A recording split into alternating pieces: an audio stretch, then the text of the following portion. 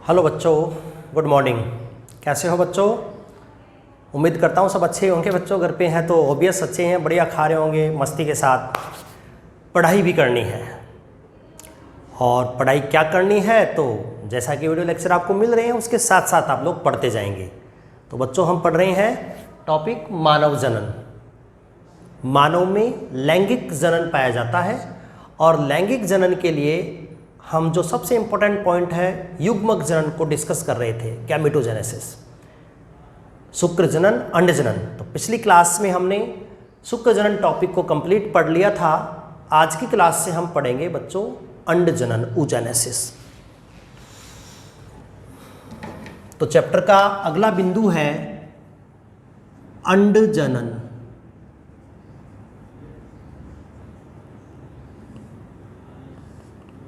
oogenesis, अंड जनन, oogenesis। परिभाषा बच्चों शुक्र जनन के समान ही है, जैसा हमने शुक्र जनन में परिभाषित किया था कि वृषण की जनन उपकला कोशिकाओं के अर्धसूत्री विभाजन द्वारा शुक्राणुओं के निर्माण की प्रक्रिया शुक्र जनन है। तो वैसा ही अंड जनन हो जाएगा। वृषण की जगह अंडाशय शब्द का उपयोग कर लेंगे और शुक्राणु की जगह अंडाणु शब्द का उपयोग कर लेंगे। बाकी परिभाषा एज इट इज है। तो क्या परिभाषा होगी अंड जनन की? सिंपल परिभाषा होगी बच्चों, अंडाशय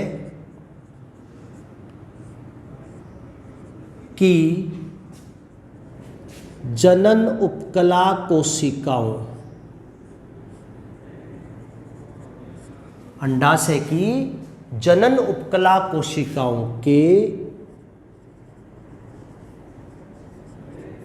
अर्धसूत्री विभाजन द्वारा परिपक्व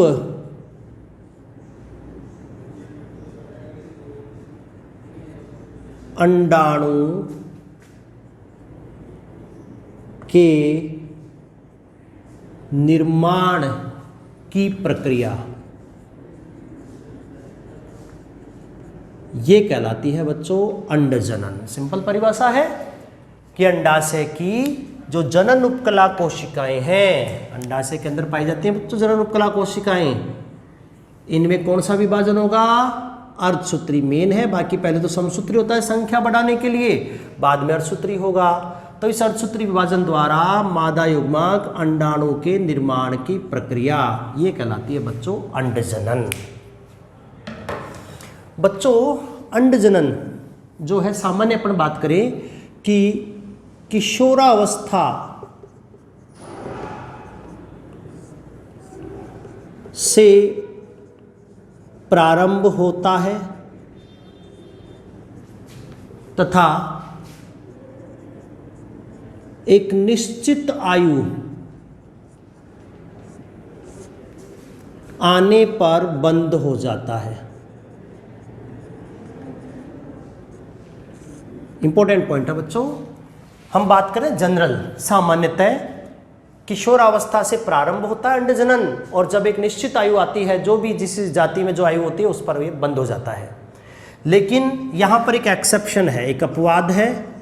अपवाद ये है कि जो स्तनधारी होते हैं, स्तनधारी जिसमें मनुष्य भी तो शामिल है बच्चों, मनुष्य सहित सभी स्तनधारियों में, तो स्तनधारी एवं पक्षियों की मादाओं में, स्तनधारी एवं पक्षियों की मादाओं में अंड जनन मादा शिशु की भ्रूणीय अवस्था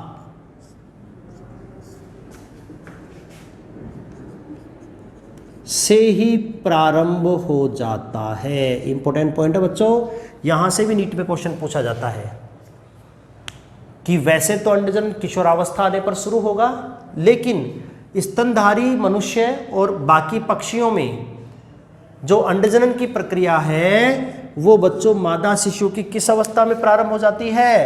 भ्रूणी अवस्था में ही प्रारंभ हो जाती है। अर्थात जब किसी मदर के गर्भाशय में किसी फीमेल बेबी का डेवलपमेंट हो रहा है तो उसी समय फीमेल बेबी के ओवरी में अंडजनन शुरू हो जाएगा।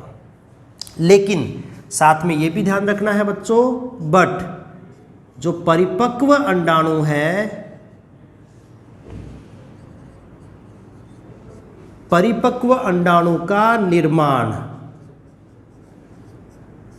वो तो किशोरावस्था से ही होता है।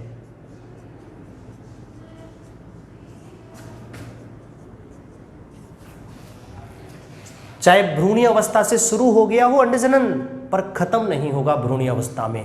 मतलब भ्रूणीय अवस्था और बाल्यावस्था में कभी भी परिपक्व अंडाणु नहीं बनेगा। चाहे अंडजनन की प्रक्रिया क्यों ना शुरू हो गई हो, लेकिन अंडाणु बनेगा नहीं बाल्यावस्था में। परिपक्व अंडाणु का निर्माण तो कब होगा बच्चों? किशोरावस्था आने पर ही होगा। तो ऐसा क्या होता है कि अंडाणु की प्रक्रिया, बनने की प्रक्रिया शुरू तो हो गई, लेकिन निर्माण तो किशोरावस्था में ही होगा। इसी को डिटेल से पढ़ेंगे बच्चों इस हेडिंग में हम। तो अंडजनन, अंडाशय की जननुक्ला कोशिकाओं के अर्धसूत्री विभाजन द्वारा अंडाणु के निर्माण की प्रक्रिया अंडजनन है, जो जनरली किशोरावस्था से शुरू होकर एक निश्चित आयु में बंद हो जाती है। अगर हम बात करते हैं स्तनधारी और पक्षियों की, ये दो प्रजातियां अगर हम बात करें, एक तो सभी स्तनधारी और एक सभी पक्षी, तो इनकी मादाओं में जो अंडजनन है वो कब शुरू होता है? भ्रूणीय अवस्था से। लेकिन बच्चों जो परिपक्व अंडाणु है इसका निर्माण तो किशोरावस्था से ही होगा। हम आगे पढ़ेंगे कि मनुष्य में अंडजनन की प्रक्रिया जो है लगभग 50 वर्ष की आयु में स्थायी रूप से बंद हो जाएगी। तो ये अंडजनन का परिचय था बच्चों। अंडजनन भी 3 चरणों में होता है। oogenesis के भी 3 चरण या स्टेप हैं, जैसे हमने पढ़े थे शुक्रजनन के 3 चरण। कौन कौन से हैं? पहला चरण है बच्चों वही गुणन प्रावस्था, जैसा हमने शुक्रजनन में पढ़ा था। दूसरा चरण भी वैसा ही होगा, वृद्धि प्रावस्था, ग्रोथ फेज। और तीसरा चरण होगा बच्चों परिपक्वन प्रावस्था, मैच्योरेशन फेज। गुणन, वृद्धि, परिपक्वन, 3 चरणों में अंडजनन होता है। तो इन चरणों को हम रेखा चित्र के माध्यम से समझेंगे, लाइन डायग्राम से। जैसे हमने शुक्रजनन का एक लाइन डायग्राम ड्रॉ किया था, लगभग वैसा ही अंडजनन का लाइन डायग्राम हम ड्रॉ करेंगे और इस प्रक्रिया को डिटेल से समझेंगे।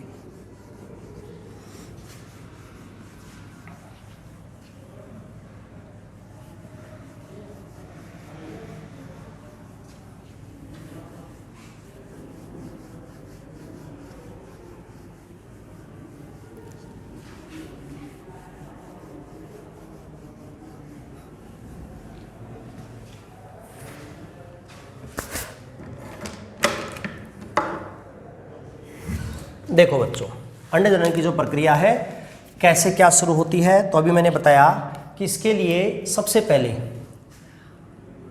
अंडाशय के अंदर जनन उपकला कोशिकाएं होती हैं। हमने संरचना पढ़ ली है अंडाशय की। अंडाशय की परिधि पर जो आवरण है वो कहलाती है अंडाशय की जनन उपकला कोशिकाएं। और वे जनन उपकला कोशिकाएं जो अंडाणु बनाएंगी उनको हम बोलते हैं आदि जनन कोशिकाएं।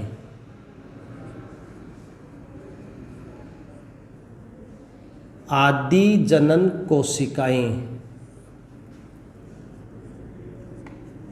प्राइमोर्डियल जर्म सेल, आदि जनन कोशिकाएं, प्राइमोर्डियल जर्म सेल, पीजीसी। तो ये कोशिकाएं अंडाशय में पहले से रहती हैं। और ये सभी कोशिकाएं गुणसूत्रों की संख्या की दृष्टि से कैसी होती हैं? द्विगुणित, 2n। गुणसूत्र जो है वो डबल संख्या में है। 2n बराबर मानव में संख्या कितनी होती है बच्चों? 46।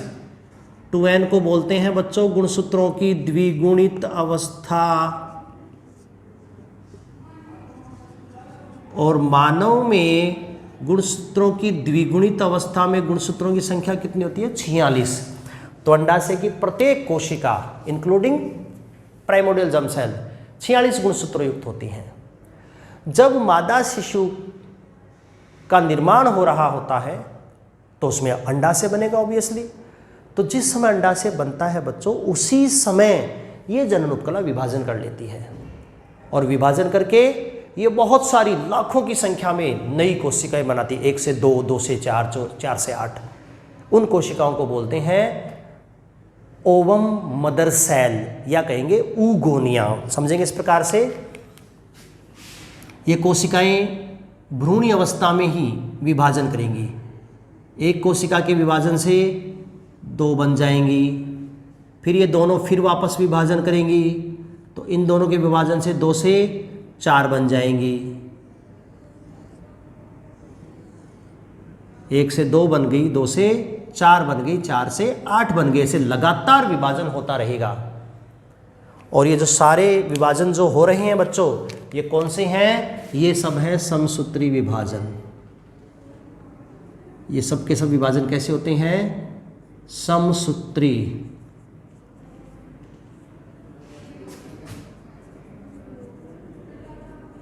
समसूत्री विभाजन क्या होते हैं? कोशिका में आपने पढ़ा होगा बच्चों, सम का मतलब है समान, और जो सूत्र शब्द है उसका मतलब है गुणसूत्र। सम का मतलब समान, सूत्र का मतलब गुणसूत्र। ऐसा विभाजन जिसके द्वारा बनी कोशिकाओं में गुणसूत्रों की संख्या अपनी जनक कोशिका के समान रहेगी, तो ऐसे विभाजन को हम नाम देते हैं समसूत्री। विभाजन का नाम क्या हो जाएगा बच्चों? समसूत्री। अर्थात अगर किसी कोशिका में गुणसूत्रों की संख्या 46 है, तो विभाजन के बाद बनी कोशिकाओं में भी 46 ही होगी, तो विभाजन कौन सा हुआ? समसूत्री। क्लियर है? तो ये सभी कोशिकाएं कैसा विभाजन करती हैं? समसूत्री। तो गुणसूत्रों की संख्या इनमें 2n द्विगुणित है, तो इन सभी कोशिकाओं में भी गुणसूत्रों की संख्या कैसी होगी? 2n होगी, द्विगुणित होगी। इस प्रकार से कोशिकाएं 1 से 2, 2 से 4, 4 से 8 बनती हैं। इन नई कोशिकाओं का नाम होता है बच्चों अंडजननी कोशिकाएं, या हम कहेंगे ऊगोनिया। इनका नाम होता है अंडजननी कोशिकाएं, या फिर हम कहेंगे ऊगोनिया, या कह सकते हैं अंडाणु मात्र कोशिकाएं, मतलब अंडाणु बनाने वाली कोशिकाएं। तो ये पहला स्टेप हुआ है बच्चों, कौन सा? गुणन प्रावस्था। क्यों कहा हमने इसको गुणन प्रावस्था? आप ध्यान से देखेंगे इस प्रावस्था में क्या हुआ। इस प्रावस्था में अंडाशय की जनन उपकला कोशिकाओं ने विभाजन करके तेजी से अपनी कोशिकाओं की संख्या बढ़ाई, इसलिए अवस्था का नाम क्या रख दिया हमने? गुणन प्रावस्था। क्योंकि इसमें कोशिकाएं क्या कर रही हैं? अपनी संख्या बढ़ा रही हैं। 1 से 2 बनी, 2 से 4 बनी, 4 से 8 बनेंगी, 16 बनेंगी, लगातार संख्या बढ़ती जाएगी। बोर्ड पर हम इतना ही प्रदर्शित करते हैं, बाकी लगातार संख्या बढ़ती जाएगी। चूंकि कोशिकाओं की संख्या बढ़ रही है, इसलिए बच्चों इसका नाम है गुणन प्रावस्था। और अभी हमने बात करी टॉपिक की कि ये जो गुणन प्रावस्था है ये स्तनधारियों में कब पूरी हो जाती है? ये अवस्था जो है मादा शिशु की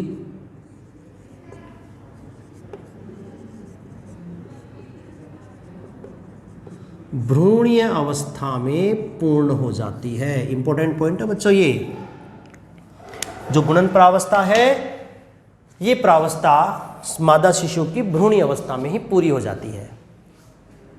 अब भविष्य में जब भी मादा शिशु अंडाणु बनाएगी तो इन्हीं कोशिकाओं से अंडाणु बनेंगे। नई अंडजननी कोशिकाओं का निर्माण नहीं होगा। रिजल्ट ये है कि ये जो जनन उपकला कोशिकाएं हैं, आदि जनन कोशिकाएं, ये बच्चों मादा शिशु के जन्म के बाद कभी भी विभाजन नहीं करती हैं। ये जनन उपकला मादा शिशु के जन्म के बाद कभी भी विभाजन नहीं करती हैं। क्लियर? तो ये बच्चों पहला फेज गुणन प्रावस्था। इसके बाद दूसरा फेज आता है वृद्धि प्रावस्था, ग्रोथ फेज। जैसा कि नाम है, इस प्रावस्था में क्या होगा, ये कोशिकाएं वृद्धि करेंगी बच्चों, संख्या बढ़ाएंगे अपनी, सॉरी आकार बढ़ाएंगी। तो ये जो अंडजननी कोशिकाएं हैं ये अब क्या करती हैं, ये भोजन ग्रहण करती हैं और भोजन ग्रहण करके आकार में वृद्धि करती हैं। शुक्रजनन की वृद्धि प्रावस्था में भी तो यही पढ़ा था हमने बच्चों।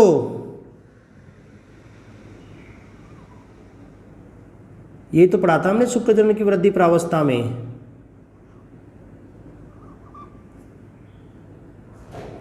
ये कोशिकाएं आकार बढ़ाती हैं, केवल यहां आकार में ही तो वृद्धि हुई है, इसलिए गुणसूत्रों की संख्या में कोई बदलाव नहीं होगा।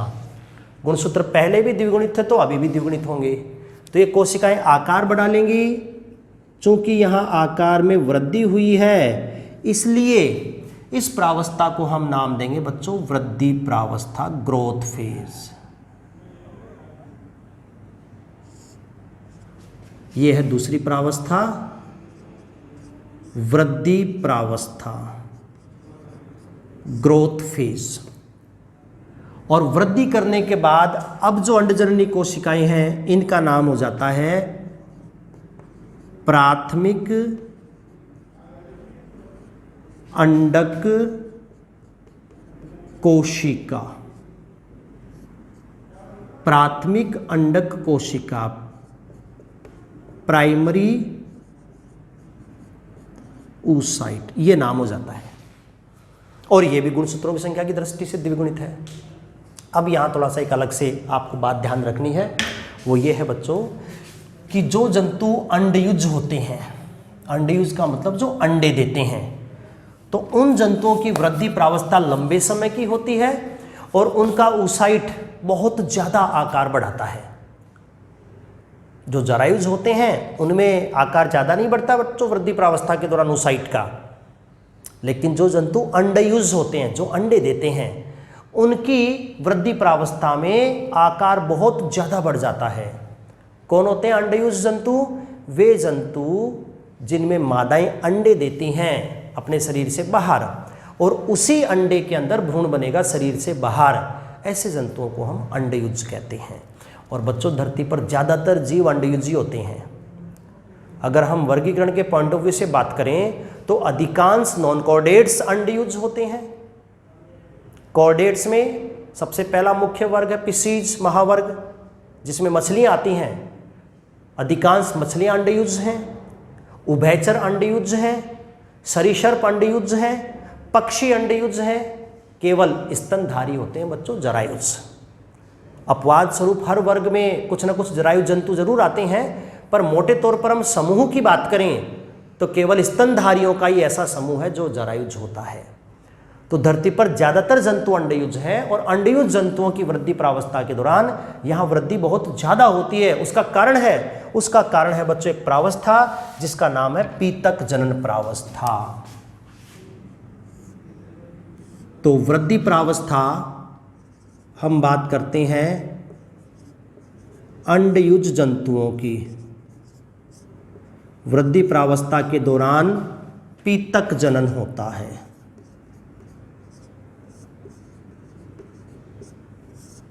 वाइटेलोजेनेसिस।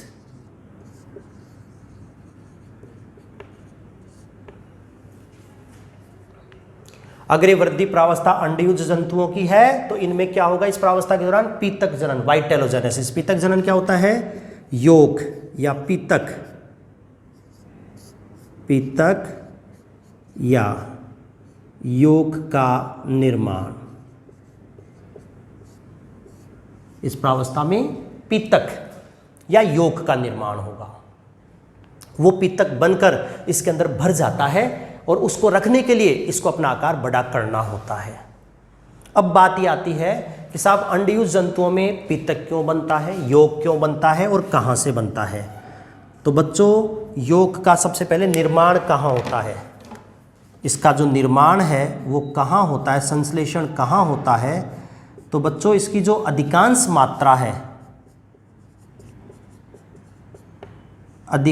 मात्रा वो तो बनती है लीवर में।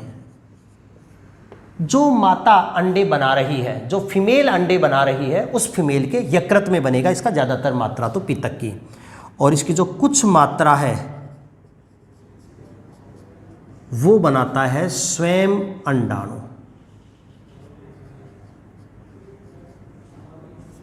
पित्तक की अधिकांश मात्रा तो कहां बनेगी बच्चों? माता के यकृत लीवर के अंदर, और कुछ मात्रा कहां बनेगी? स्वयं अंडाणु में। लेकिन अगर हम बात करें कीट में पित्तक का निर्माण बच्चों फैट बॉडी में होता है, वसा पिंडक। कीटों में यकृत के समान कार्य करने वाली संरचना है फैट बॉडी, वसा पिंडक, तो वहां पर जो है यौक बनता है। तो ये है यौक का संश्लेषण स्थल। अब इसका कार्य क्या होता है? यौक आखिर क्यों बनता है इस अंडाणु के अंदर? तो बच्चों यौक बनता है परिवर्तित भ्रूण को पोषण देने के लिए। ज्यादातर जंतु अंडयुज हैं धरती पर, और अंडयुज जंतुओं में तो मादाएं बच्चों अंडे को शरीर से बाहर त्याग देती हैं। कुछ मादाएं जल में, कुछ स्थल पर, कुछ पक्षी घोंसले बनाकर डाल देते हैं अंडों को। तो वहां अंडे में भ्रूण बनेगा, तो उस भ्रूण को बनने के लिए ऊर्जा चाहिए, एनर्जी चाहिए, जो पोषण भोजन से मिलती है। तो भ्रूण को बनने के लिए प्रॉपर भोजन और ऊर्जा देने के लिए ये जंतु पहले से ही उस अंडाणु के अंदर क्या भर देते हैं? यौक, जो बनने वाले भ्रूण को पोषण प्रदान करेगा। तो यौक का महत्वपूर्ण रोल यहां पर क्या हुआ? बनने वाले भ्रूण को पोषण प्रदान करना। इसलिए बच्चों यौक भरा जाता है। अंडयुजी क्यों भरते हैं, जरायुज क्यों नहीं भरते यौक?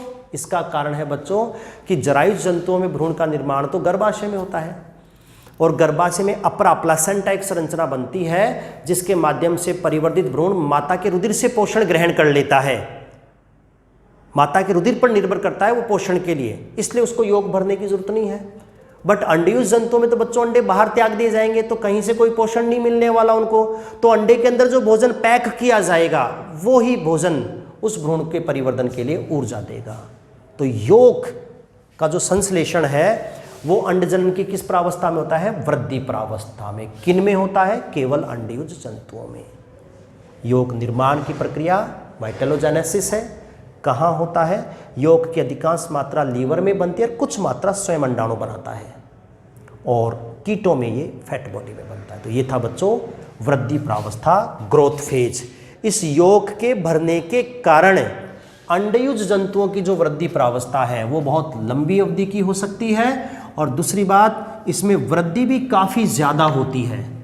आकार जो है ऊगोनिया की तुलना में कई गुना बढ़ जाता है वृद्धि प्रावस्था में। ये सेकंड फेज कंप्लीट है।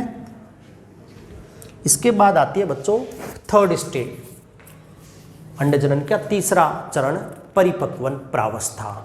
और परिपक्वन प्रावस्था में यहाँ पर ये कोशिका करेगी बच्चों अर्धसूत्री विभाजन, मियोसिस। जो प्राइमरी साइट है वो सबसे पहले करता है मियोसिस फर्स्ट।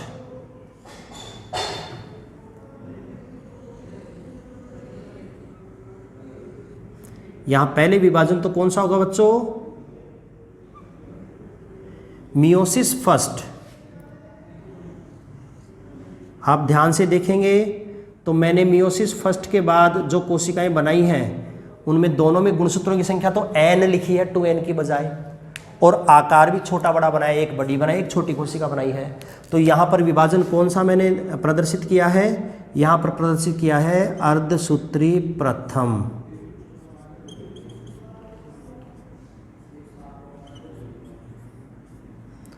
विभाजन अर्धसूत्री प्रथम। अर्धसूत्री प्रथम विभाजन की क्या खासियत है बच्चों? इसकी दो विशेषताएं हैं। पहली बात ये होता है न्यूनकारी विभाजन। ये किस प्रकार का विभाजन है बच्चों? ये है न्यूनकारी विभाजन। दूसरी विशेषता ये होता है असमान। अंडजनन के दौरान ये कैसा होता है? ये होता है असमान विभाजन। शुक्रजनन में भी तो ऐसा ही था, ये न्यूनकारी विभाजन था, लेकिन वहां पर असमान नहीं था, वहां पर था समान। जबकि अंडजनन में कैसा होता है? न्यूनकारी और असमान। बच्चों सबसे पहले तो न्यूनकारी का मतलब समझे क्या है। अभी मैंने आपको बताया था अगर किसी कोशिका में गुणसूत्र 46 हैं, ये दो कोशिकाएं ली मैंने, अगर कोशिका विभाजन करके ये दो कोशिकाएं बनाती है और बनने वाली कोशिकाओं में गुणसूत्रों की संख्या जनक कोशिका के समान ही है 46। तो ये विभाजन तो कौन सा हो गया बच्चों? समसूत्री। लेकिन अगर कोशिका विभाजन करके ऐसी कोशिकाएं बनाती है जिनमें गुणसूत्रों की संख्या जनक कोशिका से आधी रह जाती है, आधी, देखो यहां पर 46 और यहां पर कितने हो गए? 23। तो इसलिए विभाजन का नाम क्या हो गया? अर्धसूत्री, मियोसिस। तो मैंने वहां कौन सा विभाजन लिखा? अर्धसूत्री लिखा। अर्थात गुणसूत्रों की संख्या क्या कर देगा? आधी। अगर 46 हमने मान ली 2n के इक्वल, तो 23 को किसके इक्वल मानेंगे?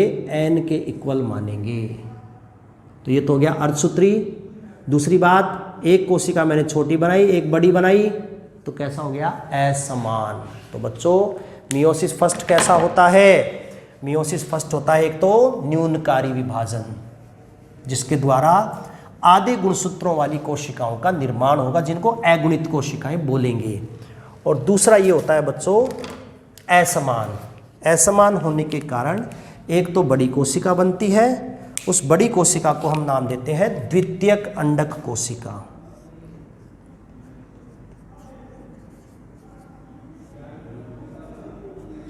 द्वितीयक अंडक कोशिका, सेकेंडरी oocyte। और साथ में यहां पर ये जो छोटी कोशिका बन गई है बच्चों, इस छोटी कोशिका का नाम है प्रथम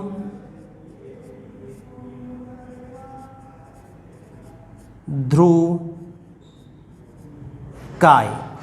फर्स्ट पोलर बॉडी। प्रथम ध्रुवकाय, फर्स्ट पोलर बॉडी। इस प्रकार से ये अर्धसूत्री विभाजन फर्स्ट हुआ है प्राथमिक अंडक कोशिका में।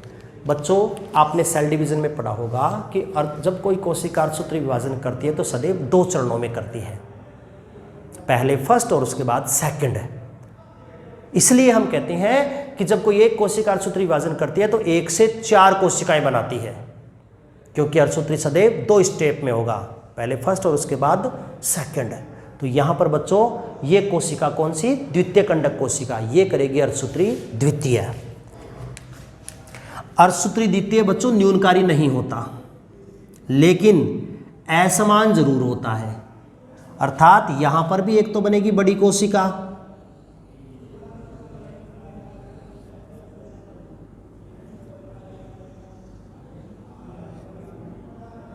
और एक बनेगी फिर फर्दर यहां पर छोटी कोशिका।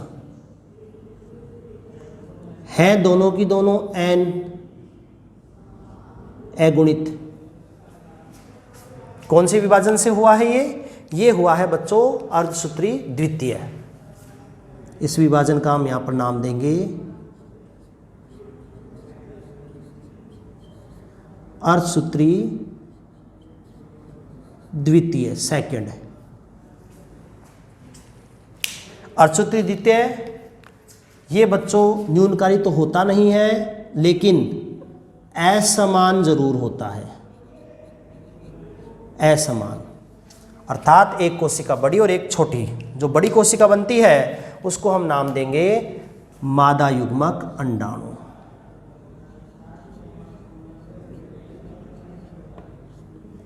ओवम।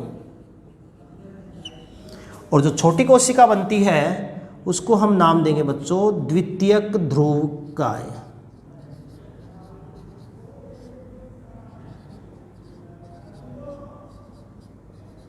द्वितीयक ध्रुवकाय, सेकंड पोलर बॉडी। इस प्रकार से ये तीसरी स्टेप है। इस स्टेप में चूंकि मादा युग्मक अंडाणु का परिपक्वन हुआ है, या कह सकते हैं परिपक्व मादा युग्मक अंडाणु का निर्माण हुआ है, इसलिए इस अवस्था का नाम हो जाता है परिपक्वन प्रावस्था।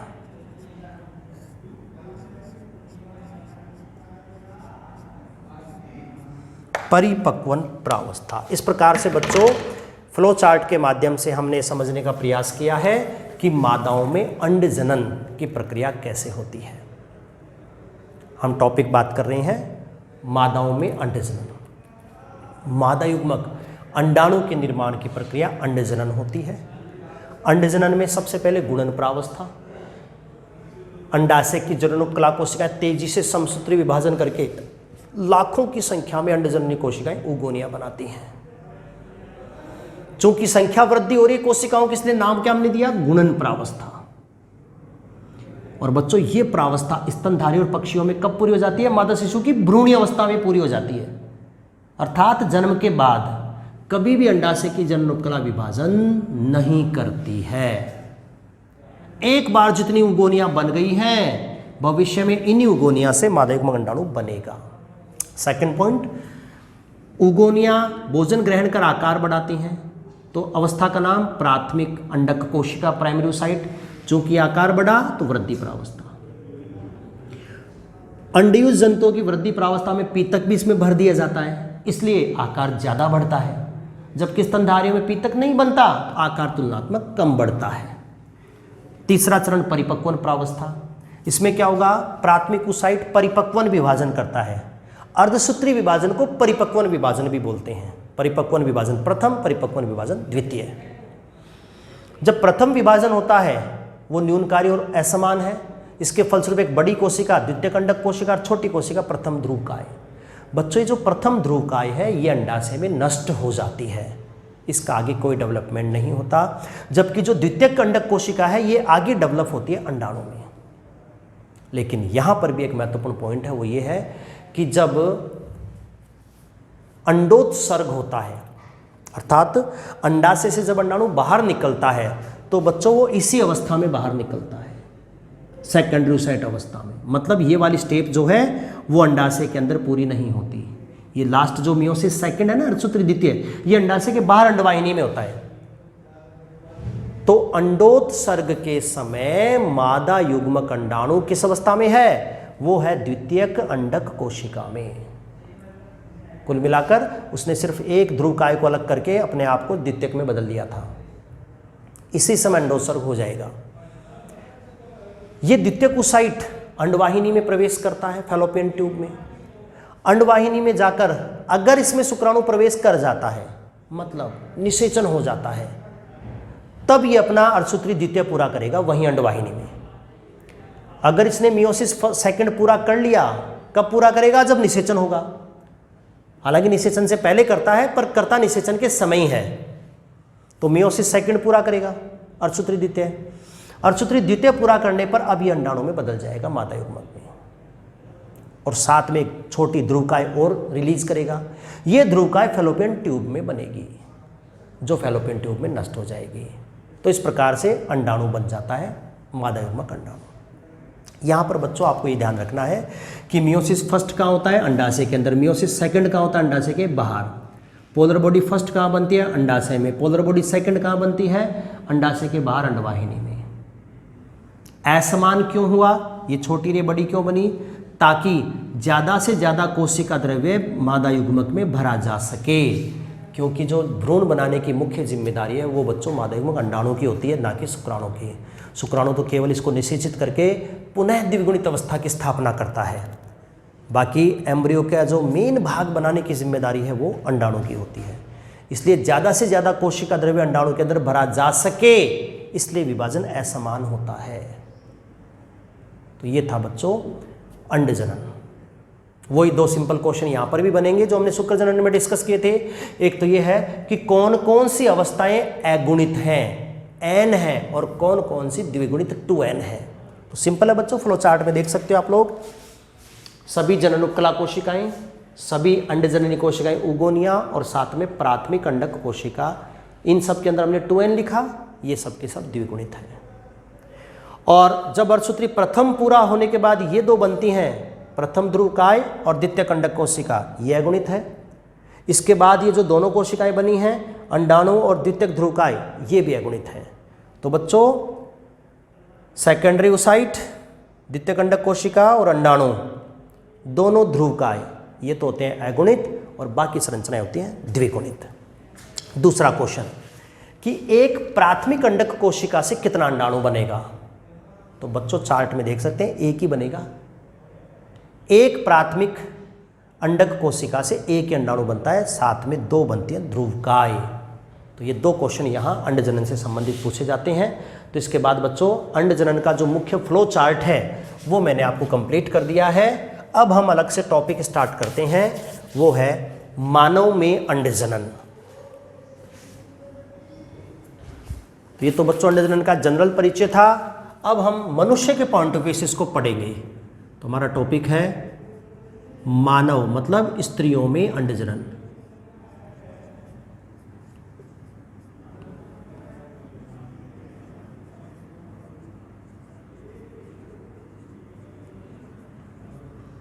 स्त्रियों में अंडजनन, ये हमें अलग से पढ़ना है। तो स्त्रियों में अंडजनन की जो प्रक्रिया है वो यही तो है। थोड़ा सा मनुष्य के पॉइंट ऑफ व्यू से हम थोड़ा अलग देख लेते हैं। सबसे पहले परिभाषा वही होगी, अंडाशय की जनन उपकला कोशिकाओं के विभाजन द्वारा अंडाणु के निर्माण की प्रक्रिया अंडजनन। और क्या क्या बातें मनुष्य की हम पढ़ चुके हैं कि मनुष्य में अंडजनन भ्रूणीय अवस्था में ही प्रारंभ हो जाता है। मानव में अंडजनन कब प्रारंभ होता है? भ्रूणीय अवस्था में प्रारंभ होता है। लेकिन परिपक्व अंडाणु का निर्माण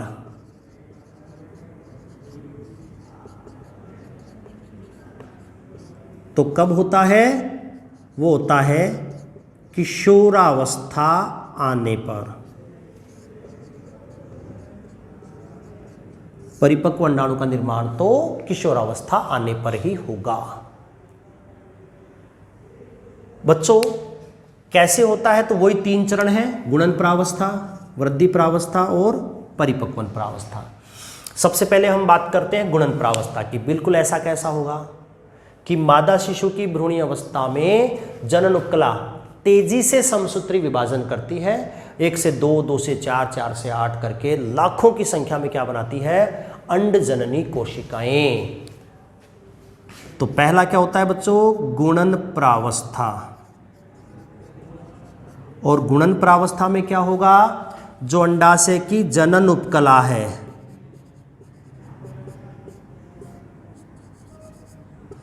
वो तेजी से कौन सा विभाजन करेगी? समसूत्री। और क्या बनाएंगी?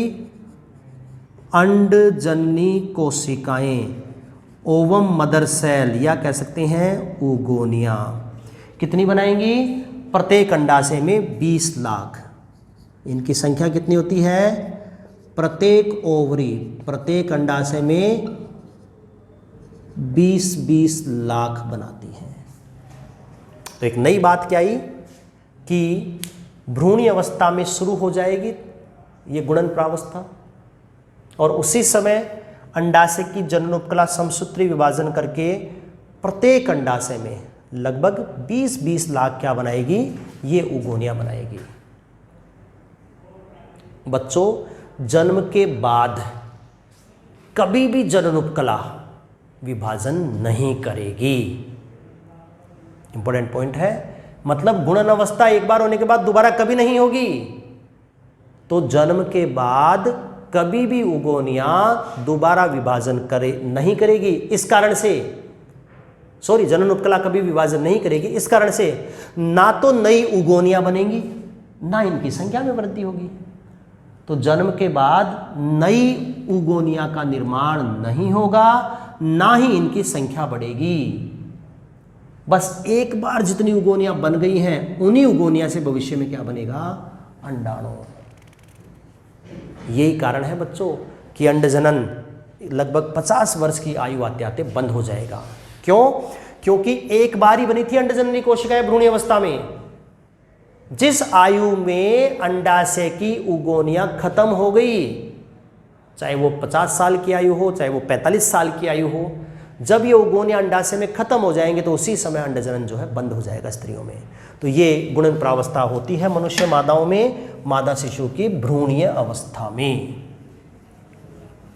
इसके साथ और भी कुछ परिवर्तन होते हैं भ्रूणीय अवस्था में मनुष्य में, उनको और देख लेते हैं हम लोग।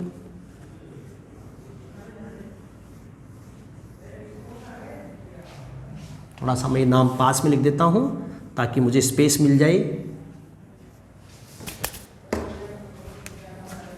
इसको हमने नाम दिया था वृद्धि प्रावस्था और इसको हमने नाम दिया था परिपक्वन प्रावस्था। ठीक है, तो भ्रूणी अवस्था में जनन उपकला कोशिकाओं के समसूत्री विभाजन से प्रत्येक अंडाशय में 20-20 लाख क्या बन गई बच्चों? उगोनिया बन गई। प्रत्येक अंडाशय में 20-20 लाख क्या बन गई? उगोनिया। अब इनका क्या होगा? ये उगोनिया भ्रूणी अवस्था में ही अर्धसूत्री प्रथम जो है वो प्रारंभ करेंगे। ये मानव के लिए अलग से पॉइंट है। वैसे उगोनिया अर्धसूत्री प्रथम नहीं करती है बच्चों, पहले आकार बढ़ाती हैं ये, फिर करती है विभाजन मियोसिस फर्स्ट। तो मानव में तो आकार ना के बराबर बढ़ता है क्योंकि मानव तो जरायुज है। तो डायरेक्ट क्या होगा मानव में? ये उगोनिया भ्रूणी अवस्था में क्या शुरू करेंगे? अर्धसूत्री प्रथम। लेकिन बच्चों ये अर्धसूत्री प्रथम पूरा नहीं होगा। भ्रूणी अवस्था में शुरू तो करते हैं अर्धसूत्री प्रथम, पर ये पूरा नहीं होगा। ये अर्धसूत्री प्रथम प्रोफेज फर्स्ट की डिप्लोटीन उप अवस्था में अस्थायी रूप से रुक जाता है। अब बच्चों देखो प्रोफेज फर्स्ट क्या होता है, डिप्लोटीन क्या होता है, ये हम यहां नहीं पढ़ेंगे। ये सेल डिवीजन में आप लोग पढ़ेंगे, कोशिका विभाजन के चरण है ये, तो वहां पढ़ेंगे। फिलहाल आप थोड़ा सा याद रख लें कि जिस जनन उपकला ने उगोनिया बनाई थी भ्रूणी अवस्था में, भ्रूणी अवस्था में ही वो उगोनिया मियोसिस फर्स्ट प्रारंभ करती है, लेकिन वो पूरा नहीं कर पाती उसको। वो मियोसिस फर्स्ट प्रोफेज फर्स्ट की डिप्लोटीन उपावस्था में अस्थायी रूप से रुक जाता है। ऐसी उगोनिया को अब हम नाम देते हैं प्राइमरी oocyte। ऐसी उगोनिया का नाम क्या होता है? Primary oocyte। यहां तो हमने कहा था कि आकार बढ़ने के बाद बनेगी प्राइमरी oocyte, और यहां पर मैंने कहा है मनुष्य के हिसाब से कि उगोनिया मियोसिस फर्स्ट शुरू करेंगी जो इस अवस्था में रुक जाएगा। अब इसका नाम हो जाएगा प्राइमरी oocyte, जो कि द्विगुणित है। जनन उपकला 2n है, उगोनिया 2n है, तो प्राइमरी oocyte भी कैसी है बच्चों? 2n ही है। कैसी होती है प्राइमरी oocyte? ये हमने मान लिया इसको प्राइमरी oocyte, इसको हमने मान लिया प्राइमरी oocyte। ओके। अब बच्चों भ्रूणी अवस्था में इस प्राइमरी oocyte के चारों तरफ पुटिकीय कोशिकाएं इकट्ठी हो जाएंगी। भ्रूणी अवस्था में ही इसको कौन घेर लेंगी? इसको घेर लेंगी ये वाली सेल्स, जिसको मैंने नाम दिया है फॉलिकल सेल्स, पुटिकीय कोशिकाएं। ये इसको घेर लेती हैं, और जब पुटिकीय कोशिकाएं इसको घेर लेती हैं तो अब इस संरचना का नाम हो गया बच्चों प्राथमिक पुटिका। अब इस संरचना को क्या नाम देंगे हम लोग? इसको नाम देते हैं प्राथमिक पुटिका। तो मादा शिशु की भ्रूणी अवस्था में ही अंडाशय में जनन उपकला से क्या बन गई बच्चों? इससे बन गई प्राथमिक पुटिकाएं। क्लियर है क्या बच्चों ये पॉइंट? ये बात कर रहे हैं हम मादा में अंडजनन की, और घटना भी चल रही है भ्रूणीय अवस्था। तो भ्रूणी अवस्था में ही जनन उपकला उगोनिया बनाती है, उसी समय oocyte में कन्वर्ट हो जाती है, उसी समय प्राथमिक पुटिका में कन्वर्ट हो जाती है। यहां तक का डेवलपमेंट बच्चों शिशु के जन्म से पहले हो गया। जब किसी मादा शिशु का जन्म होता है तो उसके अंडाशय के कोर्टेक्स भाग में, परिधीय भाग में, ये लाखों की संख्या में प्राथमिक पुटिकाएं पाई जाती हैं। जब किसी मादा शिशु का जन्म होता है तो उसके अंडाशय के कोर्टेक्स भाग में लाखों की संख्या में क्या पाई जाती हैं? प्राथमिक पुटिकाएं। बच्चों जन्म से लेकर किशोर अवस्था तक ये पुटिकाएं नष्ट होती रहती हैं। और जब किशोरावस्था आती है तो उस समय प्रत्येक अंडाशय में इनकी संख्या घटकर रह जाती है 60 से 80 हज़ार। इसका मतलब जन्म के समय जो लगभग 20 लाख थी एक अंडाशय में, वो लगभग रह गई 60 से 80 हज़ार किशोरावस्था तक। तो बच्चों 10% भी नहीं बची। इस दर से ये पुटिकाएं नष्ट होती रहती हैं। लगभग 45 से 50 साल की आयु में सारी पुटिकाएं नष्ट हो जाती हैं। इसलिए तो भविष्य में अंडाणु नहीं बनेगा बच्चों। यही कारण है कि अंडजनन निश्चित आयु में बंद हो जाता है। तो ये जो परिवर्तन है ये स्त्रियों में जन्म से पहले ही हो जाता है। जो जनन उपकला है विभाजन करके इस प्रकार से जन्म से पहले क्या बना लेती है, प्राथमिक पुटिकाएं। जन्म के बाद ये धीरे धीरे नष्ट होती रहती है अंडाशय में पड़ी पड़ी। प्रक्रिया का नाम एट्रेसिया है। किशोरावस्था आने पर इनकी संख्या घटकर रह जाती है 60 से 80 हज़ार। जब किशोरावस्था शुरू हो जाती है प्यूबर्टी एज, जो कि 12 से 14 वर्ष स्त्रियों में, तो उस समय इसी प्राथमिक पुटिका से मादा युग्मक अंडाणु बनेगा। तो किशोरावस्था आने पर कैसे प्राथमिक पुटिका से अंडाणु बनेगा, ये बच्चों हम अगली क्लास में पढ़ेंगे अंडाशय के चित्र के साथ।